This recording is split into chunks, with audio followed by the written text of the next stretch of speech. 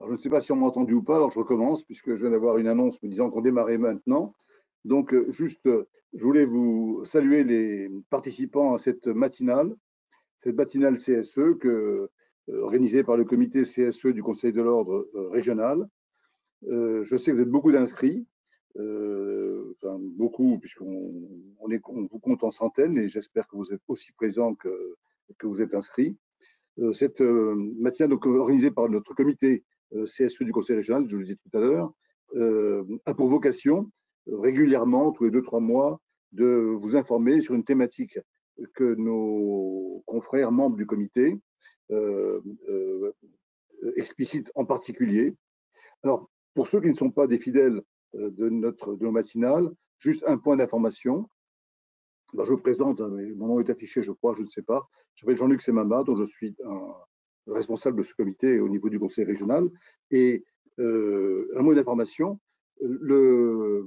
nous avons au niveau des instances régionales et nationales, conseil régional et conseil supérieur, des groupes de travail, des comités, des commissions, formés de membres de l'ordre, hein, quelquefois même de certains de leurs collaborateurs de haut niveau, sur des thématiques particulières que nous souhaitons expliciter, travailler, faire progresser, et ce qui nous permet également, lorsqu'il y a des projets de loi, de pouvoir intervenir, réagir et intervenir pour pouvoir les faire évoluer dans le sens qui nous paraît plus opportun. Dans le domaine des CSE, précédemment CE, CHSCT et DP, nous sommes dans un secteur de l'économie sociale où notre rôle d'espérantable est extrêmement important et où nous avons une présence croissante. Dans la profession, on a mis en place récemment des spécialisations et nous avons, dans ce domaine-là, un certain nombre de confrères dans notre comité qui sont hyper, entre guillemets, spécialisés, qu'ils aient ou pas là, reçu le label ou spécialisation, mais je sais que beaucoup sont occupés à 20%, 50%, voire à 100% pour des missions liées au CSE, donc ils connaissent bien ce secteur-là et sont donc des vrais sachants qui peuvent beaucoup apporter. Ce secteur a été extrêmement perturbé depuis quelques années par des modifications régulières. Et puis l'année dernière, en 2019, avec la fusion des instances CE, CHSCT et DP, qui modifie beaucoup le contexte. Et comme vous le savez peut-être, nous pouvons, en tant qu'experts comptables, assumer des missions, je dirais, régaliennes, classiques, liées à la comptabilité, qui là aussi a beaucoup évolué, et tout à l'heure on va en parler, avec notamment des missions obligatoires à confier par les CSE aux experts comptables, mais aussi des missions dites, entre guillemets, légales, d'accompagnement des CSE pour la compréhension des comptes, des gestions financières, sociales, stratégiques. Et donc, j'invite tous ceux qui ont une compétence dans ce domaine-là et qui veulent s'investir à nous rejoindre s'ils le souhaitent, ou à participer, ou à nous envoyer des documents, ou des notes de travail, ou des conseils. Nous sommes toujours ouverts à ça. Je vais arrêter cette introduction parce que le point clé, c'est le thème qu'on va traiter aujourd'hui. Pour ce thème d'aujourd'hui, la comptabilité du CSE, deux de nos confrères, et la parité est bien respectée puisque nous avons une consoeur et un confrère. La consoeur, donc, c'est Sylvie Conan, que je salue, et qui est une fidèle de notre comité, qui a une grande expérience des CSE, et Xavier Huot-Dupuis, qui est aussi, lui, ça fait au moins 20 ans que je vois dans nos instances, dans ces comités-là, donc il a une vraie expertise aussi, et les deux vont pouvoir vous commenter les pôles actualités et vous donner tous les éléments pratiques pour cette mission, pour ceux qui n'en ont pas souvent fait. Parce que c'est très important dans notre métier que lorsqu'on s'intéresse à une niche où on n'a pas une grande expérience, de s'informer avant pour pouvoir l'assumer correctement. Ces missions liées à la comptabilité des CSE ne sont pas particulièrement, je dirais, complexes, mais elles nécessitent néanmoins une vraie connaissance des spécificités pour ne pas faire d'erreurs, parce que lorsqu'un expert comptable fait une erreur, même au niveau formel, vous allez voir qu'il y a des points particuliers, quelquefois ça rejaillit sur l'ensemble de la profession où le client dit, mais tiens, ils ne sont pas très compétents, ils m'ont fait n'importe quoi, ça ne va pas. Donc, surtout, quand vous avez des nouvelles missions, CSE ou autre chose, pensez à regarder sur les sites du Conseil régional ou du Conseil supérieur la matière qui a été préparée, travaillée pour vous, pour l'utiliser en amont afin d'optimiser votre mission. Donc, je vais laisser la parole donc à nos deux intervenants que je salue, que j'apprécie, qui sont des amis et qui ont une vraie compétence là-dessus. Donc, à vous, Cognac G. Merci. Donc, notre conférence va être articulée en 4 parties. Alors, nous allons commencer par effectuer quelques rappels en matière d'obligations des CSE. Ensuite, comme vous le savez forcément, autrefois on nous parlait de comité d'entreprise, maintenant on nous parle de comité social économique, donc on va évoquer aussi les conséquences du passage du CE au CSE. Dans une troisième partie, nous parlerons de l'impact de la crise sanitaire. Et enfin, nous effectuerons un point d'actualité. Donc, nous allons commencer par ces quelques rappels des obligations des CSE. Alors, le dernier texte important, c'est l'ordonnance 2017-1386 du 22 septembre qui a opéré la fusion obligatoire des 3 instances préexistantes. Avant, il y avait des délégués du personnel, des comités d'entreprise et la CHSCT, Commission Hygiène et Sécurité, en une seule. Donc maintenant, on n'a plus qu'une seule instance, le comité social économique, et qui s'applique pour toutes les entreprises d'au moins 11 salariés, alors qu'avant, le comité d'entreprise était obligatoire pour les entreprises qui avaient au moins 50 salariés. Donc ça, c'est un premier changement important. Un autre texte important est la loi du 5 mars 2014 relative à la formation professionnelle, à l'emploi et à la démocratie sociale, qui a instauré une obligation générale de tenue de comptabilité aux comités d'entreprise qui varie selon leur taille, puisqu'auparavant, les comités d'entreprise étaient libres de présenter leurs comptes un peu comme ils voulaient, enfin, sous réserve de respect de certaines règles qu'on verra un petit peu plus tard. Et l'ordonnance du 22 septembre 2017, évidemment, a transposé ces dispositions au CSE puisque c'était applicable au comité d'entreprise et donc il fallait adapter le texte de loi pour que soit pris en compte le passage du CE au CSE. Alors, nous vous donnons là un rappel de toutes les références légales. Ça, si vous avez besoin de vérifier des points particuliers, il faut savoir qu'il faut consulter les articles L2315 64 à 77 du Code du travail. Et dans ces articles, notamment, on nous indique que les CSE sont soumis aux obligations comptables définies à l'article L12312 du Code de commerce, sauf dérogation. Les comptes annuels sont établis selon les modalités définies par un règlement de l'autorité des normes comptables, l'ANC. Là, on revient un peu, enfin, on peut un peu comparer à ce qui s'est fait pour les associations. On a, dans l'historique, on a un peu la même chose, c'est qu'auparavant, pour les associations, il n'y avait aucune obligation. Maintenant, il y a des obligations de tenue de comptabilité, de présentation des comptes pour les CSE. Et là aussi, le texte renvoie au Code de commerce. Donc, les obligations pour les CSE varient selon leur taille. Alors, nous avons d'une part les grands CSE, ce sont ceux qui dépassent 2 des 3 seuils suivants, 50 salariés, total de bilan de 1 550 000 euros et des ressources de 3 100 000 euros. Ressources, ça veut dire dotation, plus également toutes les facturations qui sont faites aux ouvrants droit. Les ouvrants droit sont les salariés, aux ouvrants droit, aux ayants droit, donc sont les membres des familles des salariés qui ont droit à bénéficier de prestations. Donc c'est l'ensemble de tous les produits. Alors ces grands CSE sont soumis aux obligations comptables définies à l'article 123.12 du Code de commerce et en plus ils ont l'obligation de faire certifier leurs comptes par un commissaire aux comptes.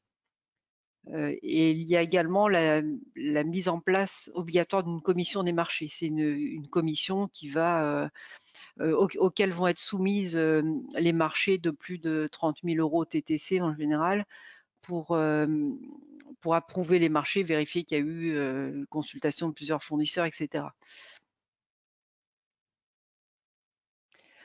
La deuxième catégorie de CSE est constitué par les moyens CSE. Ce sont ceux qui ne dépassent pas 2 des 3 seuils cités à la page précédente, mais qui ont des subventions qui dépassent 153 000 euros.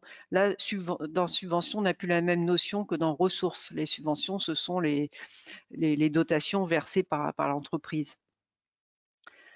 Donc, ces moyens CSE sont soumis aux obligations comptables définies à l'article 123.12 du Code de commerce, c'est-à-dire bilan, compte de résultats, annexe, mais avec une présentation simplifiée des comptes annuels. Et nouveauté qui est intéressante pour la profession, c'est obligation de confier la présentation de leurs comptes à un expert comptable.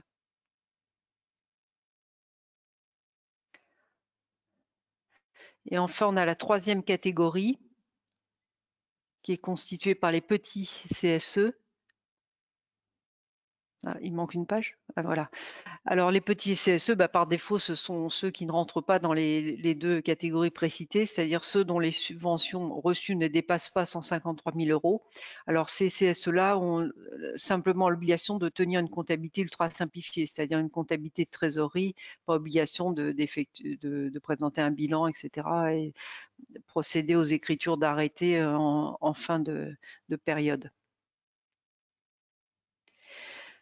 Alors là, on a cité donc ces 3 obligations en matière de contrôle des comptes et de tenue des comptes et de recours à un expert comptable. Alors il y a d'autres règles également. Il y a le règlement 2015-01 de l'autorité des normes comptables qui a été homologué par un arrêté du 2 juin 2015 qui prévoyait que les comités d'entreprise établissaient leurs comptes annuels comprenant bilan, compte de résultats et annexes conformément au règlement 99-01 modifié du comité de la réglementation comptable CRC relatif aux comptes annuels des associations et fondations sous réserve des adaptations prévues par le règlement. Alors là, vous voyez, on voit qu'il y a eu une transposition de la réglementation qui était obligatoire pour les associations au comité d'entreprise et puis ensuite au CSE, puisqu'on avait déjà le seuil de 153 000 euros qui a été transposé et on a également là cette fois le recours à la même réglementation de base pour présenter les comptes. Alors il y a une nouveauté, c'est-à-dire que ce règlement 2015-01 est remplacé à partir des exercices ouverts à compter du 1er janvier 2001 par un nouveau règlement, le règlement ANC 2018-06.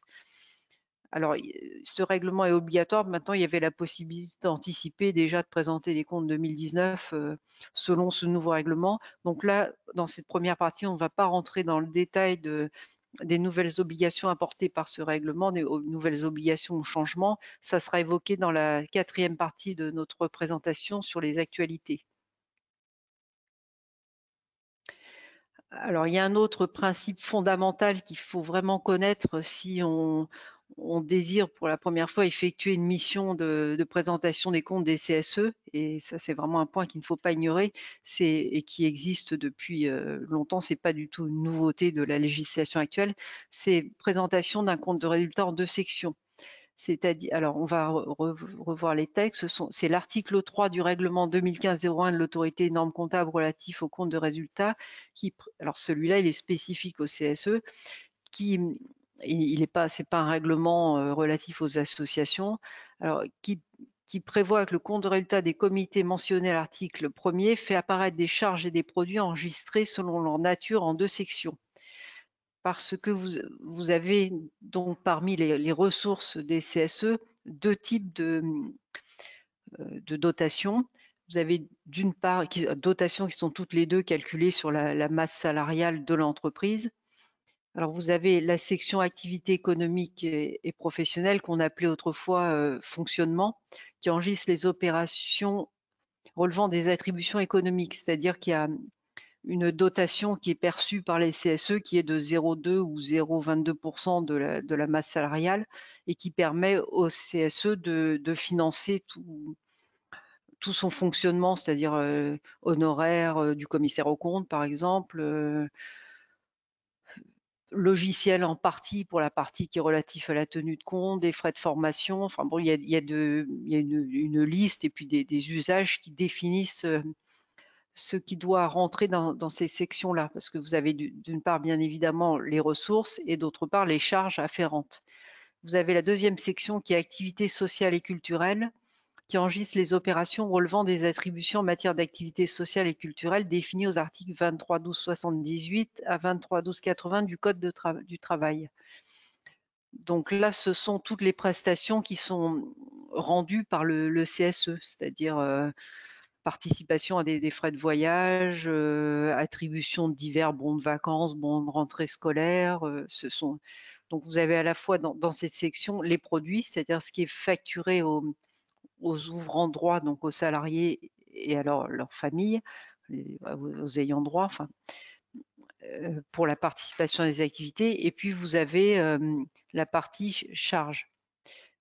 Donc en synthèse, vous avez un compte de résultat présenté en deux sections.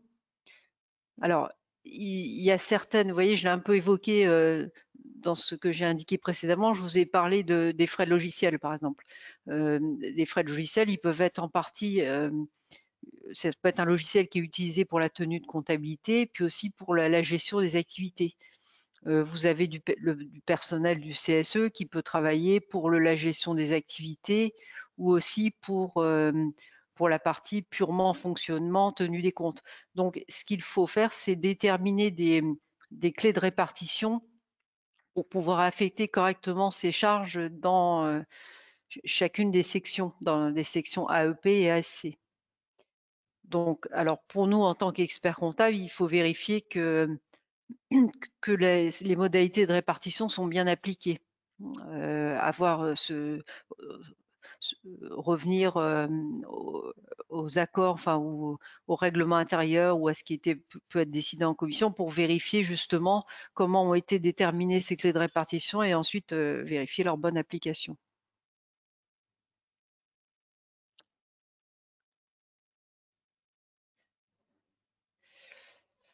Donc là, on vous a, je vais te laisser, on va peut-être vérifier si on a quelques questions. Xavier, si tu peux me... Alors non, pour l'instant, il n'y a pas de questions.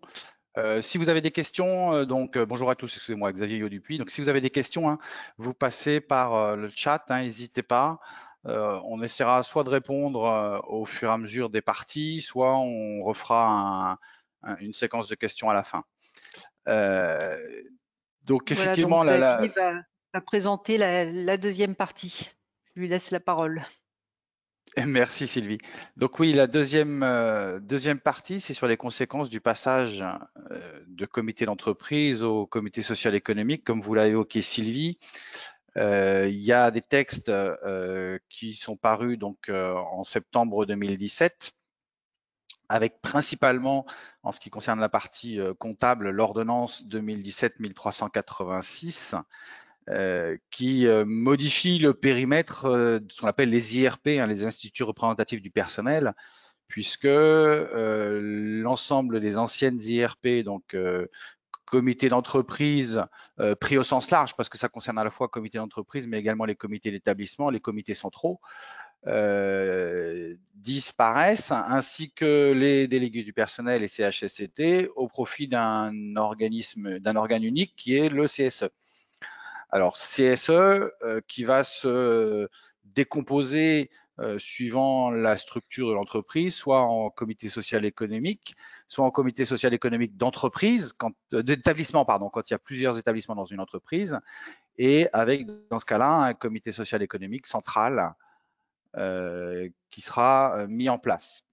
Donc c'est au terme des mandats du personnel que s'est effectué ce passage de CE à CSE, et normalement ça a dû intervenir au plus tard le 31 décembre 2019.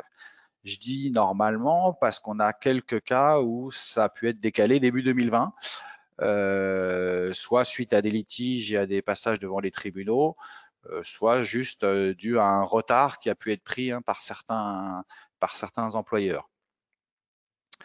Donc, le principe, hein, d'un point de vue comptable, hein, c'est que l'ensemble de ce que possédaient les anciennes IRP, donc les biens, les droits, les obligations, les créances, les dettes, ont été transférés de plein droit et en pleine propriété aux comités socio-économiques. il n'y avait pas besoin de faire une convention de transfert. Hein. Ça avait été évoqué dans dans les premières moutures du texte de 2017 et dans les projets de texte, mais au final, ça avait été retiré parce qu'effectivement, les premières moutures prévoyaient que c'était une convention qui était signée entre le CE et le CSE et c'était matériellement impossible puisque les deux ne coexistent pas en même temps, puisque le CSE est la suite du CE. Donc ce transfert, il est de droit.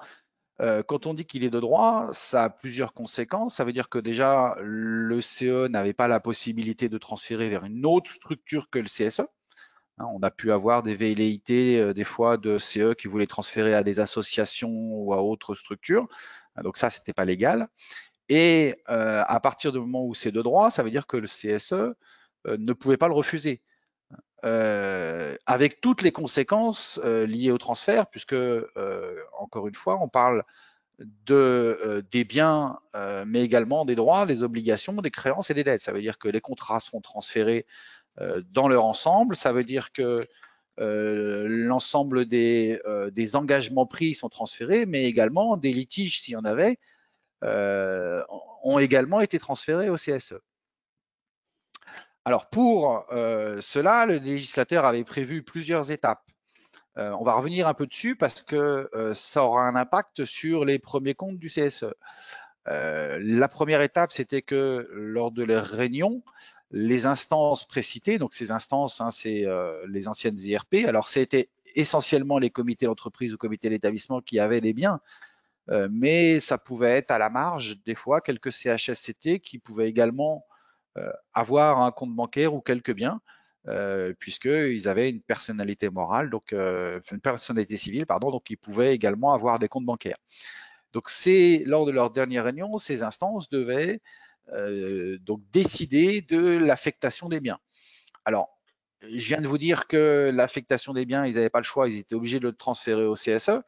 Donc on peut se poser la question de pourquoi cette obligation de décider d'une affectation. Elle prend tout son sens quand il y a des changements de périmètre.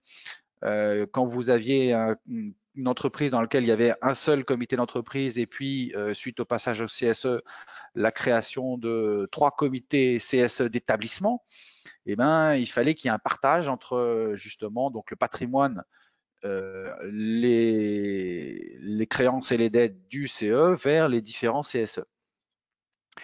Et donc ça, c'était la dernière étape de vie comptable du CE et la première étape des CSE, c'était d'accepter les affectations prévues ou de décider d'affectations différentes. Alors, on s'est longtemps demandé ce que ça voulait dire puisque on parle 2 fois d'affectation comme vous le voyez, hein, une fois lors de la dernière réunion et une fois lors de la première réunion. Donc à l'ordre, la lecture qu'on en a eue compte tenu de la possibilité par les élus du CSE de modifier une affectation, c'était que le CSE pouvait décider d'affectations différentes sur les fonds propres, donc le patrimoine qui lui était transféré. Comme vous l'avez évoqué, Sylvie, tout à l'heure, il y a 2 budgets dans le CE et dans le CSE qui sont les budgets EP et le budget ASC.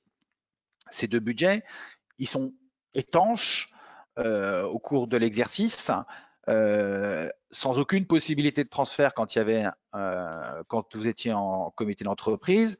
Maintenant qu'il y a le CSE, il y a une possibilité de transfert en cas d'excédent en fin d'année, mais au cours de l'année, il n'y a pas de possibilité de mélanger ces 2 budgets. Et donc la lecture que nous on a eue à l'ordre sur cette décision d'affectation différente, hein, la seule modification que pouvaient envisager les CSE, c'était dans la répartition de ces réserves. Ce qui serait un parallèle avec ce qui peut être fait dans les dévolutions, puisque dans le règlement de l'ANC 2015-01, il est bien prévu qu'en cas de dévolution, le CE qui reçoit une dévolution vote l'affectation entre les AEP et les ASC de la dévolution qu'il reçoit. Alors là, on n'est pas dans un cas de dévolution, on est dans un cas de transfert, mais on assimile ce transfert à cette dévolution. Donc, ce qui veut dire que lors de leur première réunion, alors lors de leur première réunion technique, hein, puisque souvent il y a une première réunion dans les CSE qui est juste une réunion de désignation des bureaux, secrétaires et trésoriers, mais donc c'est souvent lors de la deuxième réunion que ça s'est fait, les CE pouvaient voter alors devait voter, pardon, l'affectation des fonds propres qu'ils ont reçus, du patrimoine qu'ils ont reçu, en décidant soit de garder la répartition antérieure AEP-ASC, soit de voter une répartition différente. Alors c'était une opportunité, beaucoup de CE en ont profité. Nous, dans notre rôle, c'est aussi de les conseiller sur le pragmatisme qu'il y a à ne pas basculer toutes les réserves, soit en ASC, en AEP, pour garder suffisamment de fonds propres pour pouvoir fonctionner dans les deux budgets. Mais effectivement, il y a un certain nombre de CE qui ont pu transférer des réserves d'un budget à l'autre.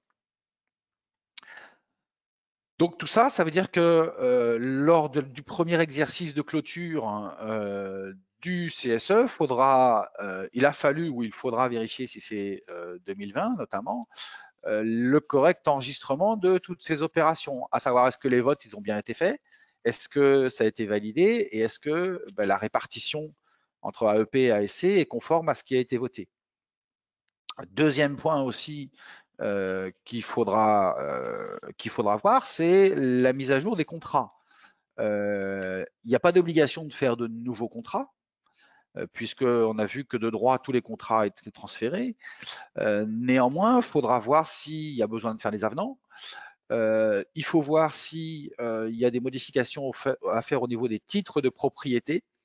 Alors, ce qui n'est pas toujours le cas, puisque on a pu voir que dans le passage de CE à CSE, il y avait eu deux modalités de passage de CE à CSE, soit ce qu'on a appelé la modalité par absorption, c'est-à-dire que c'est le CE qui absorbait les autres IRP et qui devenait un CSE, mais en gardant la structure juridique qu'il avait préalablement. Donc, il garde son numéro SIRET, donc ce qui veut dire que les titres propriétés, il n'y a pas besoin de faire un transfert, il n'y a pas besoin de faire de nouvelles immatriculations. Et puis, il y a eu une deuxième modalité qui a été le transfert par création, où toutes les anciennes IRP donc, ont disparu et il y a eu la création de structures nouvelles. Et là, dans ce cas-là, il faudra s'assurer que le nouveau CSE a bien fait les immatriculations nécessaires, au moins une demande de numéro SIRET à l'INSEE, s'il est employeur, une inscription à l'URSSAF et autres obligations dont il peut avoir besoin, et puis le transfert des titres de propriété s'il a été propriétaire de biens. Autre point important qu'on a constaté lors du passage de CE à CSE, c'est que là c'est dans l'ordonnance 2017-1718, il était prévu que tous les accords qui concernaient les anciennes IRP cessaient de produire leurs effets à compter du premier tour des élections. Donc ça veut dire que tous les avantages qui étaient dans ces accords qui concernaient les CE ne sont pas repris pour les CSE, que ce soit les heures de délégation, formation, détachement, mais également tous les avantages qui pourraient être les avantages en nature, le taux de subvention et autres éléments. Donc ça veut dire que tout a dû être renégocié dans des nouveaux accords, donc il faudra effectivement faire attention lors de la première clôture, il a fallu faire attention lors de la première clôture à vérifier que tous les éléments ont bien été repris dans les nouveaux accords parce que sinon, ils n'existent plus. Donc ça, c'est un point très important, à la fois pour donc, la partie fonctionnement du CSE sur les heures de délégation, les formations qui sont prises en charge, détachement salarié, mais également sur la contribution de l'employeur aux activités sociales et culturelles. Parce que je vous rappelle, si la contribution aux AEP, elle est définie par le Code du travail, c'est soit 0,2, soit 0,22 suivant le nombre de salariés de l'entreprise. La contribution aux activités sociales et culturelles, le taux n'est pas défini. Il est défini soit dans un accord, soit s'il n'y a pas d'accord, c'est l'année précédente qui permet de définir le taux. Donc ces accords-là ont une très grande importance vis-à-vis des comptes des CSE sur les éléments à insérer, les éléments de contrôle pour l'expert comptable. On a vu le cas des changements de périmètre, puisque je vous disais tout à l'heure que ça a été l'occasion également d'avoir des passages de CE à CSE avec des modifications notamment en passant de un CE à plusieurs comités CSE d'établissement. Donc, il faudra vérifier que cette répartition qui a dû être votée, cette affectation qui a dû être votée dans le dernier CE, est bien conforme à ce qui a été constaté dans les comptes des différents CSE. Le règlement intérieur, je vous le rappelle, est obligatoire, même si il n'y a pas de sanctions prévues dans les textes, il n'en demeure pas le moins obligatoire. Le règlement intérieur du CE, c'est un des seuls contrats qui n'est pas transférable au CSE. Le CSE doit se doter d'un nouveau règlement intérieur. Pourquoi il n'est pas transférable? Parce que les règles de fonctionnement ont fondamentalement changé. Donc, le CSE doit se doter d'un nouveau règlement intérieur. Notamment, donc je vous disais, c'est une obligation et c'est très important parce que ça remplace les statuts qu'on peut mettre en place dans une association. Le CSE n'a pas de statut, donc ce qui va réguler le fonctionnement et les règles de fonctionnement du CSE, c'est son règlement intérieur.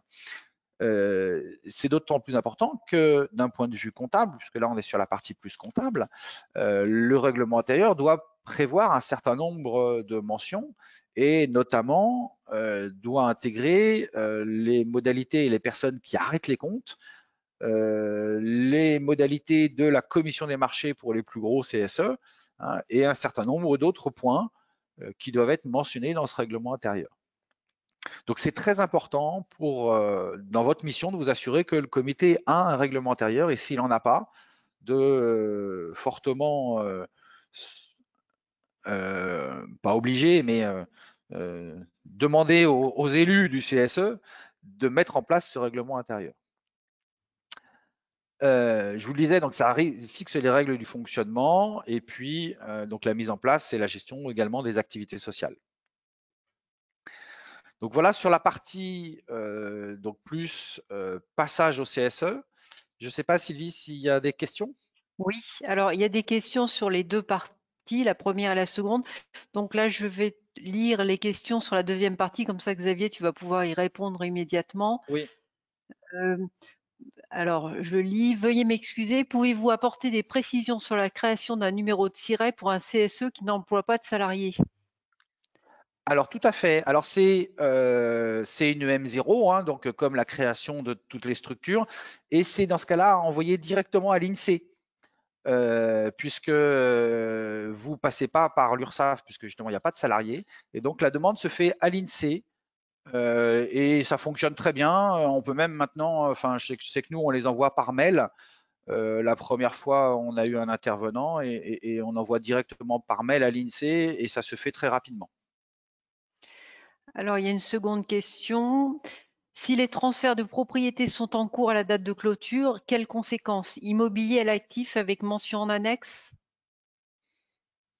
Oui, on peut mettre une mention effectivement en indiquant que le transfert est en cours auprès d'un notaire.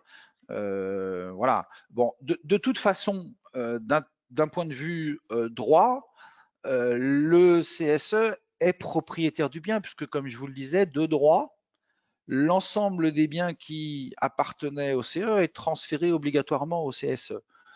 Donc, d'un point de vue droit, ce transfert, le transfert de propriété, il est automatiquement fait. Ce qu'il faut, c'est faire les formalités avec un notaire pour que ce soit inscrit.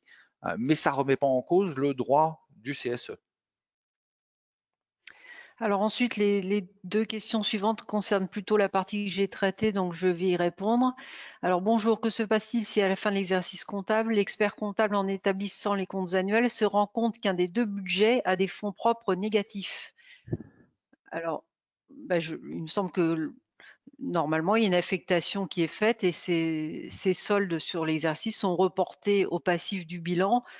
Et les réserves, qu'elles soient négatives ou positives, viendront ensuite être compensées par les soldes des exercices suivants. C'est un peu comme dans une entreprise quand vous avez un résultat qui est négatif. Enfin, Xavier, je ne sais pas si tu as un autre commentaire par rapport à Oui, ça. oui. Alors oui, d'un point de vue comptable, je suis d'accord. Moi, ce que je recommande quand même, parce que ça veut dire que si un des deux budgets est négatif, ça veut dire qu'ils ont consommé soit par avance les fonds de l'année suivante, soit qu'ils ont utilisé de la trésorerie de l'autre budget Alors, il n'y a pas d'obligation de séparer la trésorerie. Donc, d'un point de vue d'utilisation de trésorerie, c'est pas légal. Par contre, moi, ce que je vous recommande en tant qu'expert comptable, c'est de remettre une observation dans votre attestation, c'est-à-dire que sous l'avis sur les comptes, ça ne remet pas en cause l'avis sur les comptes, mais vous attirez l'attention du lecteur sur les fonds propres négatifs en indiquant que le CSE doit prendre les mesures pour rétablir les fonds propres positifs. Oui, et ça Il ne veut faudrait dire pas qu'il y a un problème de qu'un gestion. CSE… Oui, ça veut dire qu'il mais y a il un ne faudrait problème pas de gestion. qu'un CS…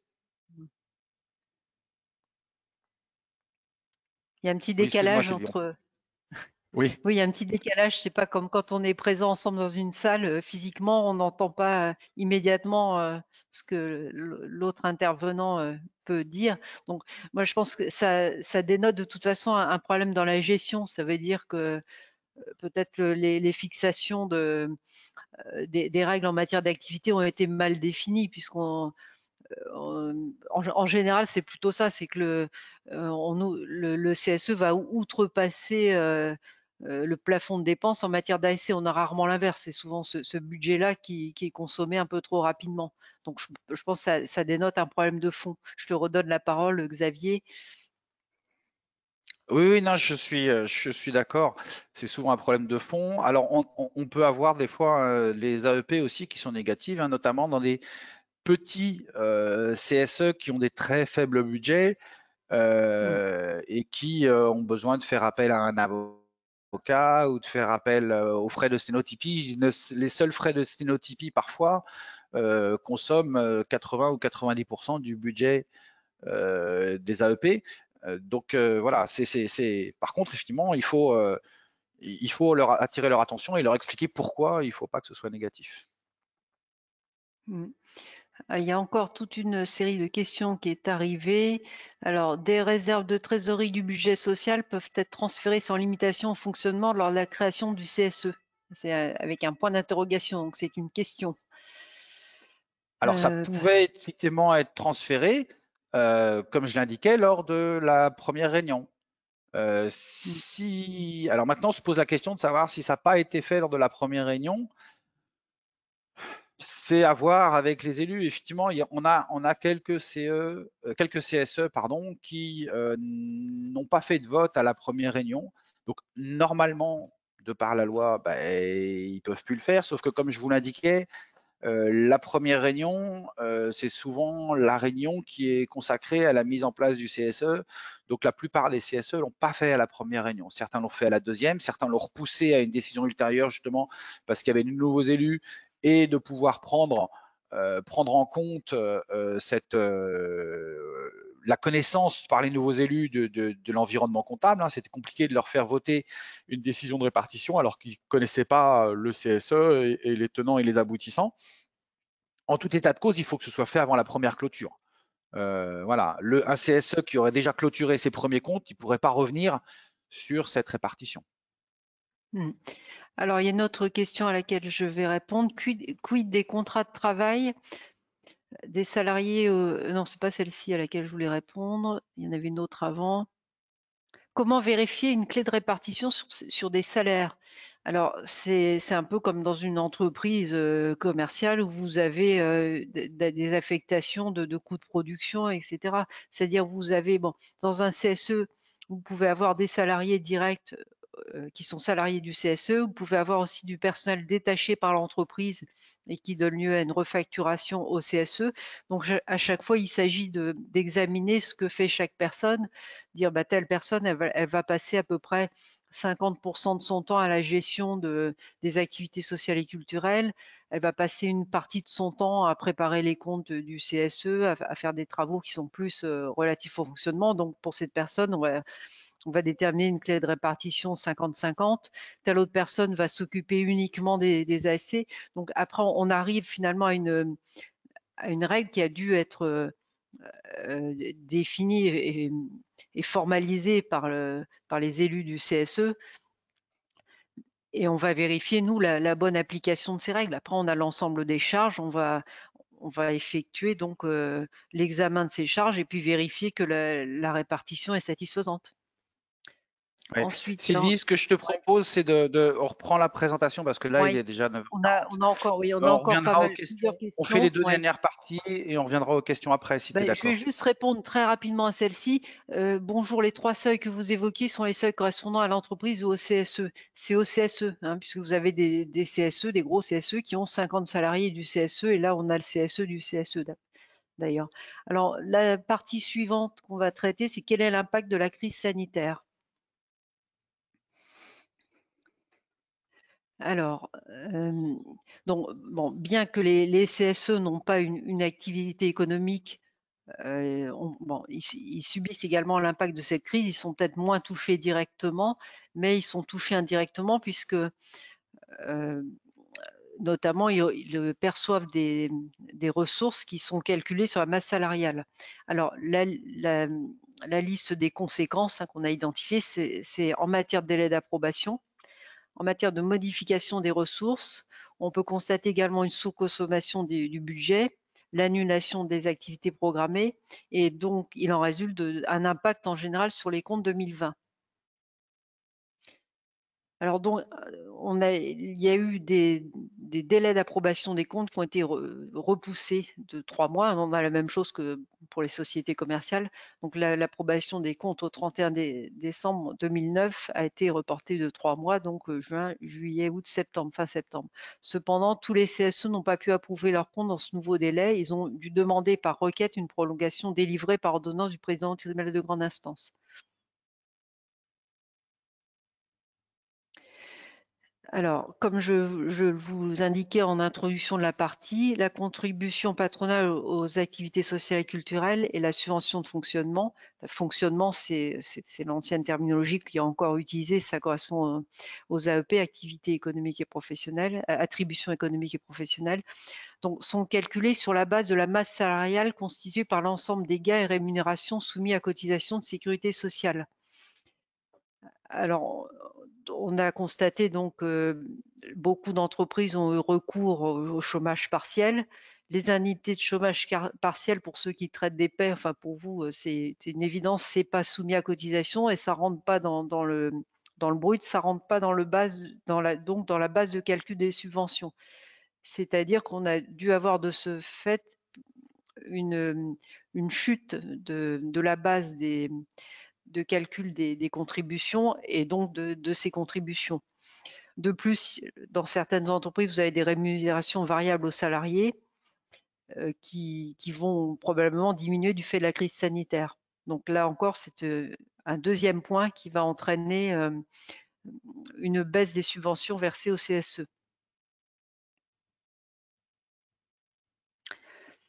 Donc, il y a des estimations qui ont été faites sur la baisse possible de ces subventions qui peut être évaluée pour 17% pour le premier confinement, avec 2 mois de chômage partiel, et 25% pour le chômage partiel qui a suivi cette première période de confinement, donc mi-mars à mi-mai, et puis également donc au mois de novembre.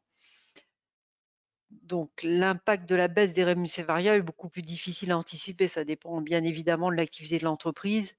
Et c'est aux élus de se rapprocher de leur direction pour obtenir une évaluation de la masse salariale 2020, pour revoir en conséquence leur budget d'actualiser leur budget 2020. Enfin, maintenant, on arrive à la fin de l'année. Et également de prendre en compte ces éléments pour les établissements des budgets 2021.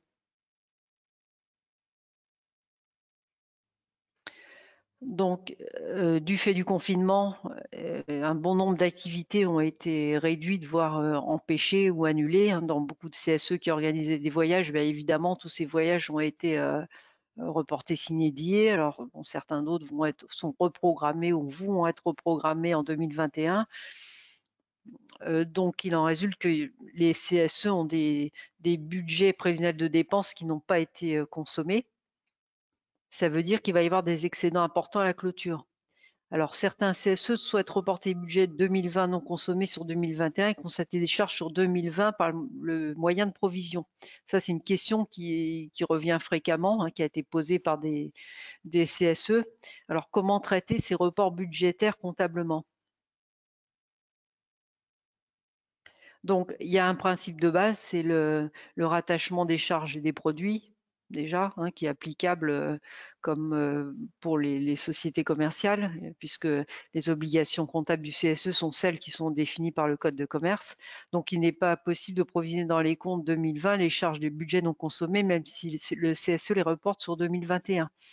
Donc, le CSE doit constater un excédent comptable au titre de 2020 et voter un budget prévisionnel 2021 déficitaire pour consommer ces excédents, puisque finalement, en 2021, on va avoir une consommation des réserves qui auraient été constatées à la fin de l'exercice 2020. Par contre, le CSE peut créer sur une ligne budgétaire spécifique dans le budget 2021 ces reports afin de les identifier, de ne pas les confondre avec les activités courantes. C'est-à-dire comme ça, dans les comptes 2021, on aura une présentation qui sera claire et qui permettra d'identifier ce qui ressort de l'activité courante et ce qui ressort du report. Ce que je propose aussi, c'est peut-être faire une mention d'annexe, c'est toujours possible.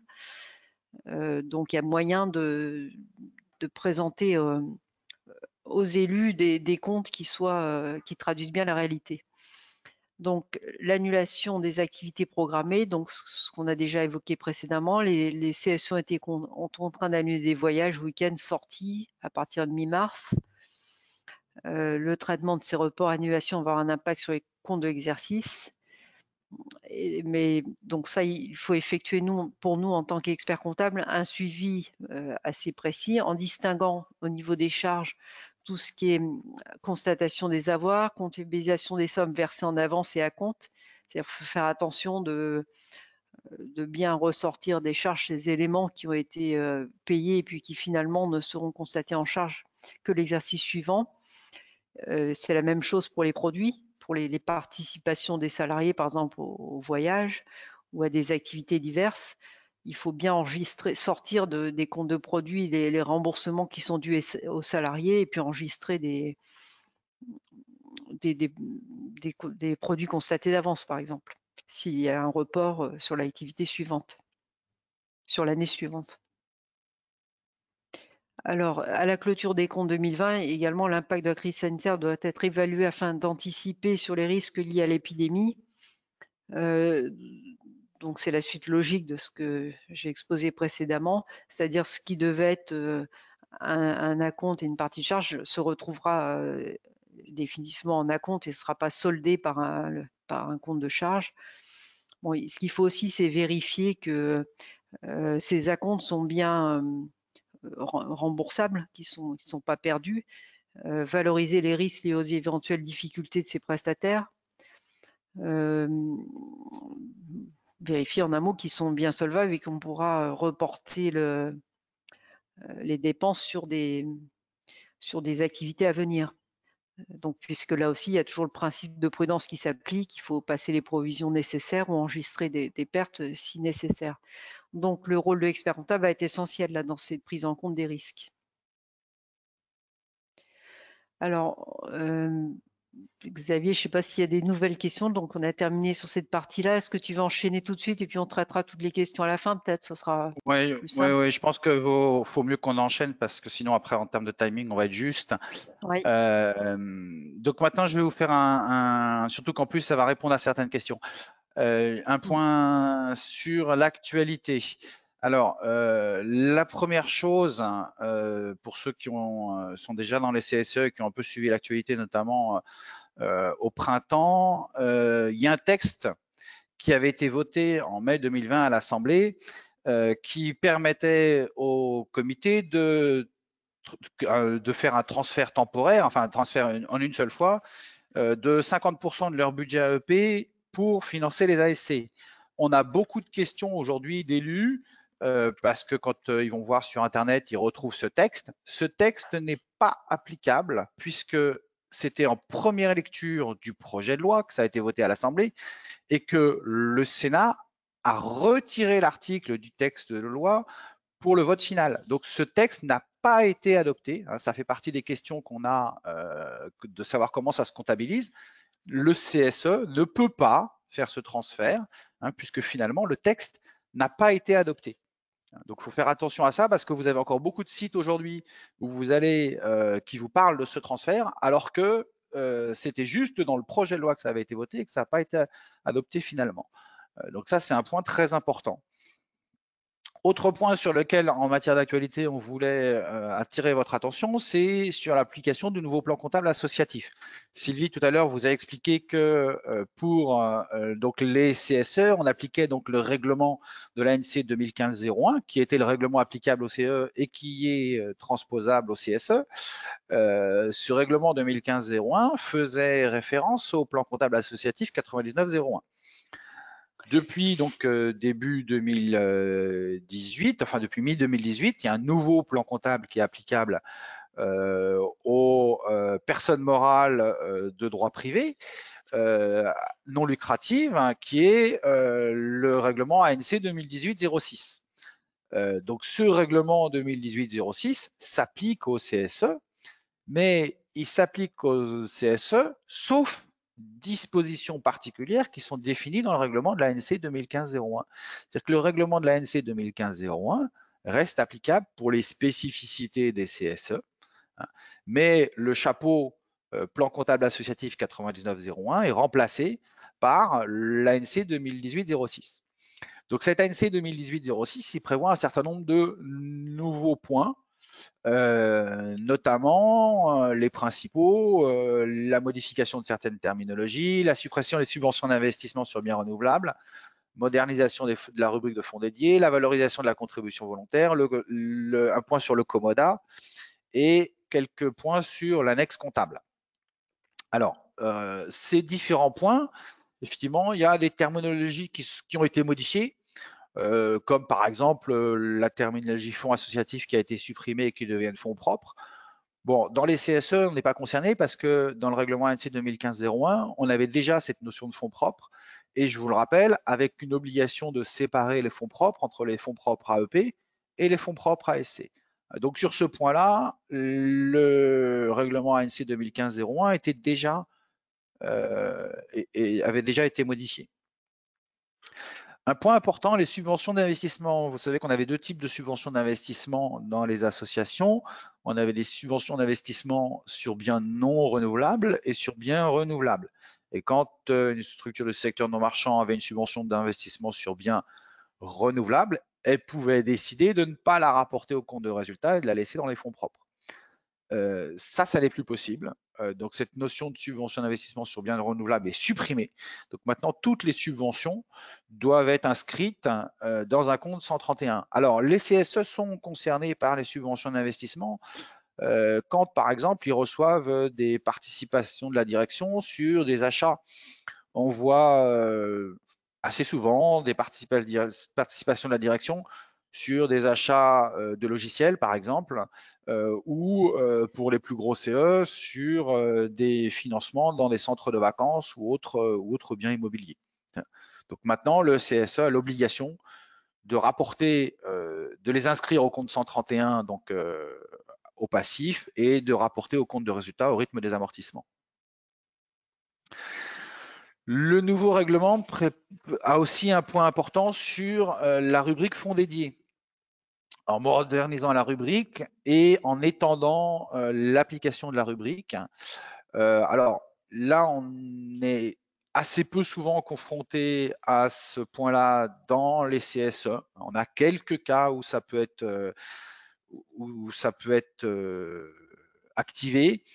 Ce qui peut être intéressant, c'est que le champ d'application des fonds dédiés est entendu des contributions financières reçues d'autres entités à but non lucratif. C'est-à-dire qu'on pourrait tout à fait avoir des cofinancements ou des projets communs entre plusieurs CSE avec des fonds dédiés reçus d'un autre CSE pour un projet particulier qui ne serait pas mis en œuvre de l'exercice. Et dans ce cas-là, on pourrait effectivement constater des fonds dédiés, ce qui n'était pas possible avant, puisque avant c'était que des financements de subventions et qu'on ne pouvait pas le mettre quand c'était des contributions reçues d'autres entités à but non lucratif.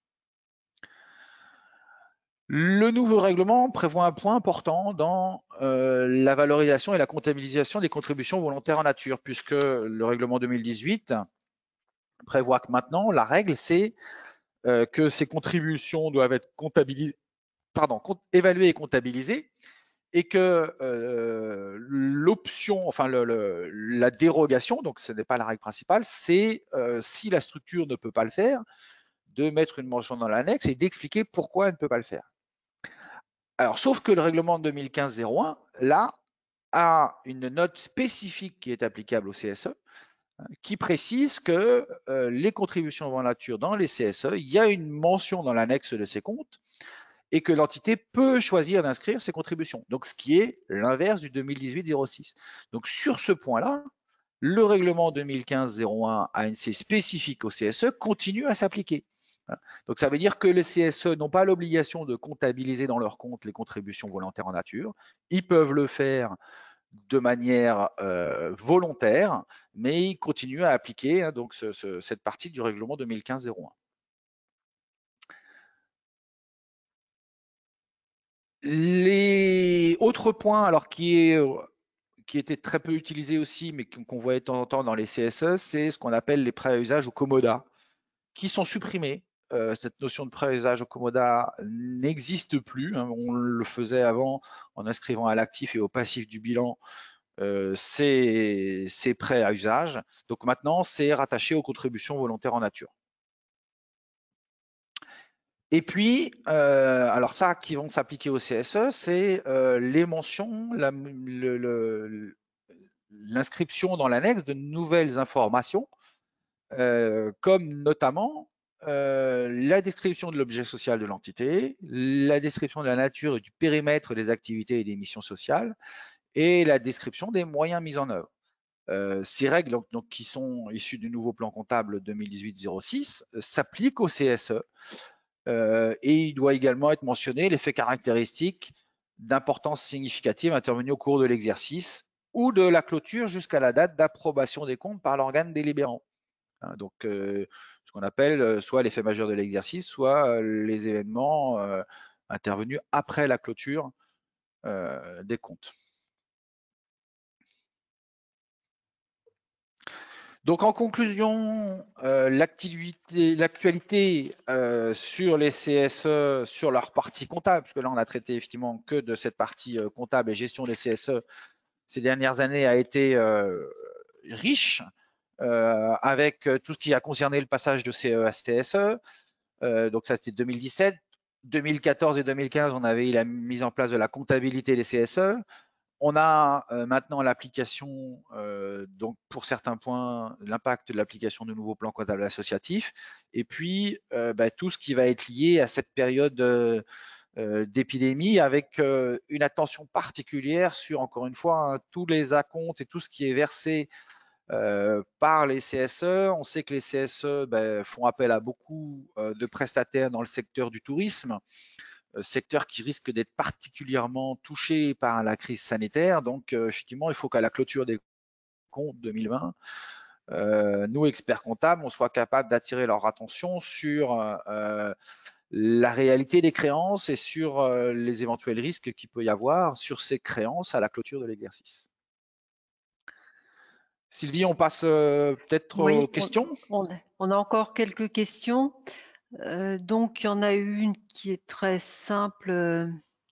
Qu'entend-on par dotation? La dotation, c'est la subvention versée par entreprise, ASC ou AEP. Oui, alors c'est la dotation. Alors la dotation, en fait, le Code du travail fait une distinction entre la subvention de fonctionnement, puisque dans le Code du travail, il y a encore marqué subvention de fonctionnement ou la subvention AEP, et la dotation aux activités sociales et culturelles. Donc c'est pour ça on parle du terme de dotation. La dotation peut être plus large que le montant versé, c'est l'ensemble de ce qui est attribué aux activités sociales. C'est-à-dire que la dotation, ça peut recouvrer à la fois le montant versé, mais ça peut également être des moyens qui sont mis à disposition. Enfin, donc ça n'inclut pas toutes les participations des ouvrants droit. Voilà, c'est absolument. C'est surtout ça.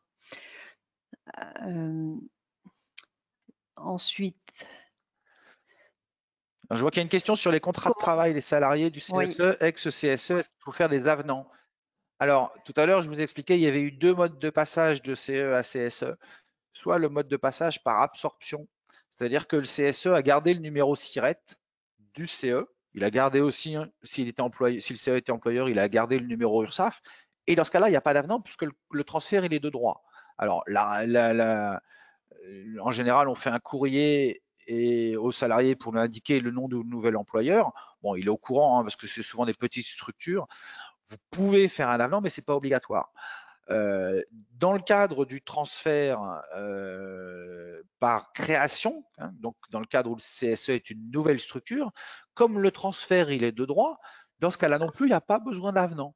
Le contrat, il est obligatoirement et automatiquement repris par le CSE comme tous les autres contrats. Bon, après, il peut être préférable de faire un avenant, mais ce n'est pas obligatoire. Alors, il y a une question sur la trésorerie. Bonjour, si pas d'obligation de séparation de la trésorerie, on peut payer les charges sociales de personnel ASC avec la trésor des AEP. On m'a recommandé d'utiliser des comptes de liaison et faire un transfert en fin d'exercice entre les deux comptes. Cela vous paraît-il nécessaire? Donc, en début de la question, il est rappelé qu'il n'y a pas d'obligation d'avoir des comptes bancaires différents. Vous pouvez très bien avoir un seul compte bancaire et vous payez toutes les dépenses avec et vous encaissez toutes les recettes sur ce même compte bancaire. Par contre, ce qui est obligatoire, c'est de tenir des comptes distincts. Vous devez avoir des comptes de charges d'AEP, des comptes de charges d'ASC. Ce qui est obligatoire, c'est au niveau du compte de résultat de présenter les éléments distincts. Alors maintenant, il peut y avoir tenue ouverture de deux comptes bancaires, un compte sur lequel sont gérées les opérations AEP et un autre compte réservé aux ASC. Donc voilà la réponse. Je ne sais pas, Xavier, si tu as des commentaires supplémentaires par rapport à ça. Oui, ce qu'on fait, effectivement, il n'y a pas d'obligation de séparer la trésorerie. Après, il y a des CSE, pardon, qui font le choix d'avoir deux comptes bancaires. Il est effectivement plus sain en fin d'année s'il y a des dépenses mixtes. C'est plus facile d'avoir un seul compte bancaire sur lequel sont prélevés l'ensemble des cotisations sociales. Et puis en fin d'année, nous, ce qu'on fait, c'est clairement, on communique au CSE en leur disant, ben voilà, vous faites un virement des AEC vers les AEP. Donc ça revient à avoir, vous pouvez avoir un compte de liaison si vous voulez, mais par contre le compte de liaison, il faudra l'éliminer dans le bilan, c'est-à-dire qu'il ne faudrait pas que vous ayez un montant à l'actif et un montant au passif, puisque le bilan il est unique, on n'a qu'une seule structure. Donc le compte de liaison, il va servir juste à identifier ces sommes et puis à faire le virement entre les deux comptes de trésorerie. Mais encore une fois, comme l'a dit Sylvie, il n'y a aucune obligation d'avoir deux comptes de trésorerie, donc vous n'avez pas l'obligation d'avoir une trésorerie séparée. Moi, je pense que ça peut aider complique le un peu. CE dans sa gestion courante. Ouais. Moi, je pense que ça Après, personnellement, c'est un avis personnel, je pense que ça complique un petit peu les choses. Et ce qui est vraiment important, c'est qu'il y ait des distinguos au niveau des charges et des produits. tout à fait, tout à fait. Alors ça, c'est évident. Alors, bonjour, vous confirmez bien au moment du passage en CSE la possibilité de transférer le fonctionnement vers les ASC? Si tu veux répondre. On l'a évoqué tout à l'heure. Oui, C'est on a répondu. lors de la première réunion, Voilà. sous réserve que c'était fait à la première, le CSE avait la possibilité de modifier l'affectation antérieure. Ouais. Alors, une autre question, si une décision d'affectation n'a pas été prise lors du passage, est-il possible de faire un rattrapage? Alors, moi, je vois pas trop à quel cas ça correspond, c'est-à-dire on n'a rien fait du tout finalement. Alors, moi, je pense qu'il est toujours possible C'est de effectivement. corriger les erreurs du passé. Mais... Alors, ce que j'évoquais tout à l'heure, il y a certains CE qui n'ont pas fait ce vote à la première ou deuxième réunion. Si on est encore dans le premier exercice, je donne un exemple, si effectivement le passage de CE à CSE, il s'est fait 31 décembre, donc les comptes du CE, ils ont été clôturés 31 décembre, à partir du 1er janvier, on est en CSE, 1er janvier 2020, donc vous allez clôturer les comptes 2020. Il n'y a pas encore eu de premier exercice arrêté, il n'y a pas encore eu de bilan établi. Ça me semble, possible de pouvoir encore faire cette répartition. Par contre, s'il y a déjà eu des premiers comptes établis avec présentation d'un bilan, je pense qu'à mon sens, c'est trop tard. Enfin voilà, il ne faut pas revenir en arrière sur des choses qui ont été votées et établies. Alors, bonjour, l'amendement 322 autorise exceptionnellement un transfert de 50% du budget AEP vers les ASC. Comment cela se matérialise dans les comptes? Donc ça, on a déjà traité le point. Ça, je l'ai évoqué. Voilà, cet amendement, il n'a pas été voté. Il a été voté à l'Assemblée, mais il a été retiré lors du vote du Sénat. Donc, il faut faire attention. Il n'est pas du tout applicable. Quelles conséquences si le délai n'a pas été respecté et qu'aucune requête n'a été demandée? Donc ça, c'est pour, je suppose, pour l'approbation des comptes. Alors, je vais être franc avec vous. Aujourd'hui, Je sais pas. on a beaucoup de CSE qui ne font pas la requête, qui dépassent le délai. À partir du moment où ça n'a pas été remis en cause lors de l'approbation des comptes et que les comptes ont été approuvés derrière, La conséquence, c'est qu'il pourrait y avoir un syndicat ou même la direction qui conteste l'approbation, mais aujourd'hui, je ne l'ai jamais vu. En tout cas, il n'y a pas de conséquences financières ou de sanctions financières qui sont prévues. Bon, modalité des élections des membres du CSE, bah là, je crois qu'on est un peu hors sujet. On n'est plus.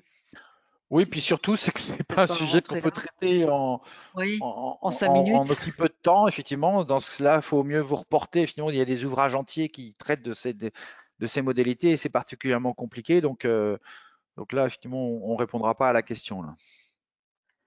Après, il y a des questions sur des points de détail. Est-ce que les CSE ont le droit à l'abattement de 21 KE sur la taxe sur les salaires comme les associations? Non, ils n'y ont pas droit parce que le texte ne l'a pas prévu. Donc cet abattement, si vous regardez le texte, n'y ont droit que les associations de mémoire, les associations, les fondations, les mutuelles, mais le CSE n'est pas dans la liste de la taxe de cet abattement, donc ils n'y ont pas droit. Alors, une demande de confirmation d'un point. Les fonds dédiés, notamment dans le cadre des commissions sociales, sont bien possibles. Cas de cofinancement du budget à parité avec l'employeur. On a déjà Dans les répondu. commissions sociales, alors je vois pas trop ce que c'est parce que je sais pas ce qu'on évoque. Commission sociale, c'est un peu vague. Si c'est pas du financement, parce que pour moi, l'employeur, il verse une dotation, il n'y a pas de fonds dédié sur la dotation versée par l'employeur. La dotation, elle est versée sans condition et derrière, c'est le CSE qui choisit ce qu'il va en faire. Donc, il ne peut pas y avoir de fonds dédiés sur la partie activité sociale et dotation reçue. Il peut y avoir une dotation que sur un financement qui serait reçu de l'extérieur, hors employeur, pour un projet particulier. Cofinancement du budget à parité avec l'employeur, je ne vois pas trop. J'avoue que je vois pas ce que c'est. Ouais. Là, on a encore beaucoup de questions. Il y a quelqu'un qui demande s'il y a des modèles disponibles en matière d'annexes. Alors, vous avez, vous reportez aux publications qui sont faites à l'ordre. Il y a un dossier de travail qui a été mis à jour il y a un mois. Il y a un guide qui est également disponible sur la comptabilité.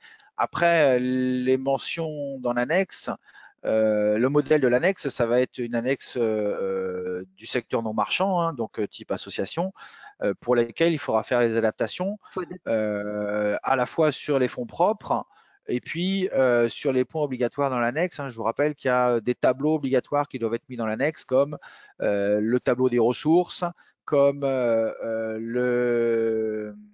les plus grosses dépenses, pardon, le montant des plus grosses dépenses qui ont été réalisées dans l'année. Enfin voilà, il y a quelques informations qui sont mentionnées dans l'annexe obligatoire des CSE. Ensuite, il y a une question sur les conventions réglementées. Quand un membre du bureau est commun au CSE et au CCSE, faut-il rédiger un rapport spécial en tant que C? Devons-nous l'annexer à notre plaquette?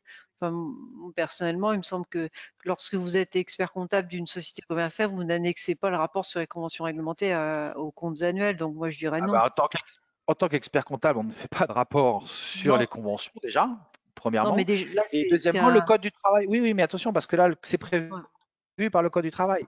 C'est que le rapport sur les conventions, il est établi par le trésorier et pas par l'expert comptable. Sauf s'il y a un commissaire aux comptes, dans ce cas-là, c'est le commissaire aux comptes qui l'établit. Mais si effectivement, il y a un membre du bureau commun au CSE et au CSE central et qu'il y a un financement du CSE vers le CSE central, on est dans le cadre d'une convention qui doit être mentionnée dans le rapport du trésorier. Hein, donc ça, il faut se reporter au rapport sur les conventions. Mais l'expert comptable n'a aucun travaux à réaliser sur ce point-là. Il y a quelqu'un qui demande si on a toujours la possibilité de transférer en fin d'année 10% de l'excédent du budget de subvention de fonctionnement vers les œuvres sociales. Absolument, et dans les deux sens, hein, fonctionnement vers œuvre sociale ou œuvre sociale vers fonctionnement. Il faut faire attention aussi après que le fait d'effectuer certains transferts peut avoir des conséquences sur la prise en charge par l'employeur des missions autres, de missions portant sur les comptes de l'entreprise. Donc ça, c'est un point auquel il faut veiller. va peut-être pas rentrer dans ce détail-là. Je crois qu'on a fait à peu près. Oui, quel objet social particulier peut-on indiquer pour un CSE? Je crois que c'est. Eh ben, assez c'est clair. le rôle Vous du savez ce que c'est. CSE, C'est de gérer les c'est à la activités fois sociales, la etc.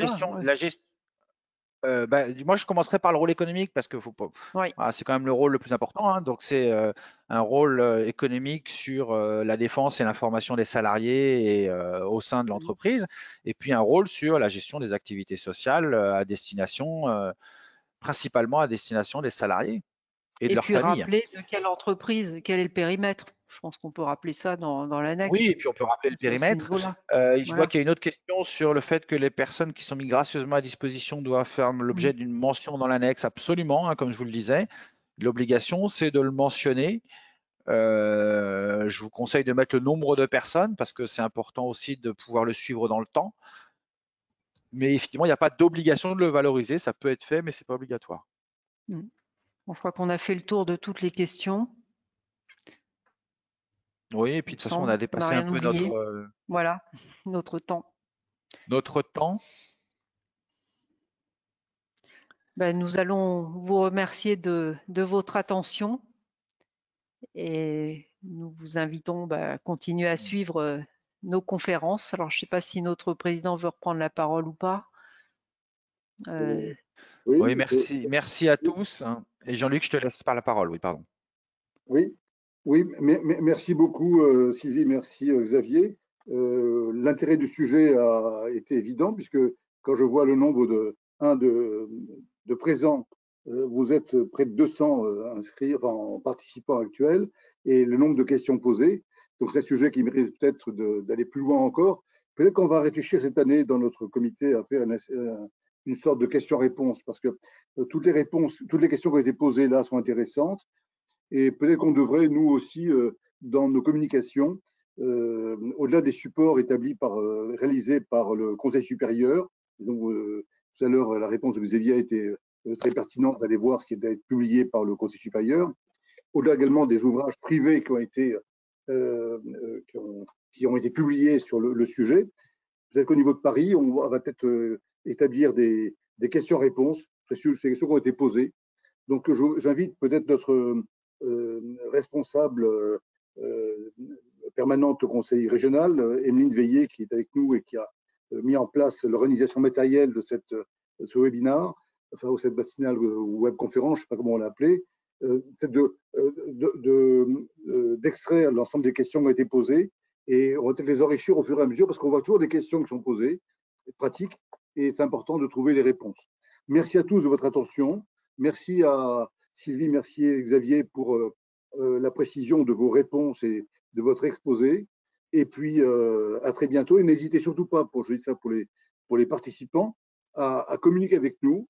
Si vous avez des questions à poser, si vous voulez participer, nous aider, si vous voulez, enfin, quoi que vous ayez à dire ou à faire par rapport au Conseil de l'Ordre, on est à votre disposition et à votre écoute. Hein. Merci beaucoup. Bonne journée. Et puis, bon travail. Et j'espère que cette période, vous la passez sans trop de difficultés les uns et les autres. Et ce qui est certain, c'est que les CSE ont vraiment besoin des experts comptables. On le voit au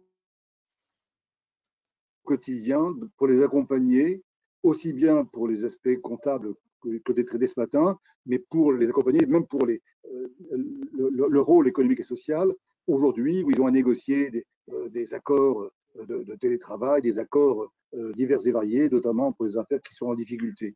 Donc, on a vraiment un rôle important. Renseignez-vous, informez-vous. On fait un métier formidable et on a la chance de pouvoir œuvrer sur différents secteurs d'activité, dont les CSE, qui nous permettent d'avoir des missions exceptionnellement intéressantes, enrichissantes, humaines.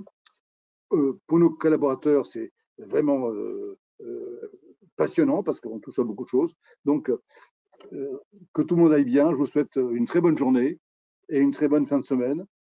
Faites attention à vous et à vos proches. Merci beaucoup. À très bientôt. Au revoir.